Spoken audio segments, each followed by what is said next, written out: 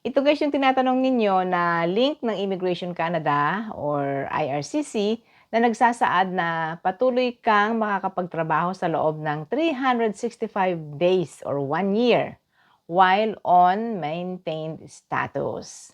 Dati ho kasi 180 days lang po yun. Yan po dati yung nakasulat sa interim work authorization letter na ibinibigay sa inyo. No? Ngayon, 2026 po ay ginawa na itong 365 days, isang taon. Ito po ang link guys. Ang title ay Extend or Change the Conditions of Your Work Permit. Ayan ho.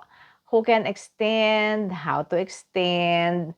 Now, dito po sa after you extend, yan dito po yun. I-click po natin. Ang sabi dyan, if you apply online to extend or change your work permit, we will send you a letter, WPEXT, saying that you have 365 days expiration date and you can work on these days under the current condition ng inyong work permit. Meaning po, makakapagtrabaho kayo sa kasalukuyan mong employer if they will allow you, while pinaprocess ang inyong work permit.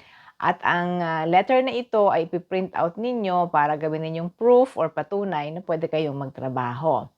Sa next page naman, bakit daw mayroong 365 days na expiration? Kasi number 1, yan po ngayon ang service standard ng processing ng work permit. Maaaring a little bit less na, medyo bumibilis-bilis na yata, pero almost a year.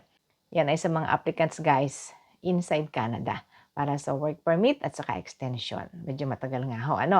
Isa pang dahilan guys ay para gamitin daw po ninyo ito na ipakita nyo sa employer nyo or sa insurance companies kung kailangan po ninyo yan.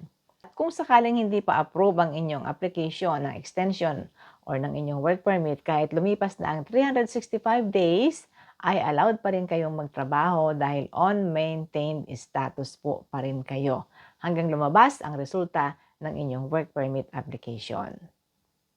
Yan po guys, tinatanong kasi asan daw yung link. Yan po ang link guys, ilalagay ko sa ating comment section. At kung gusto nyong basahin, ay andyan po at pwede nyong i-click na lang. Okay?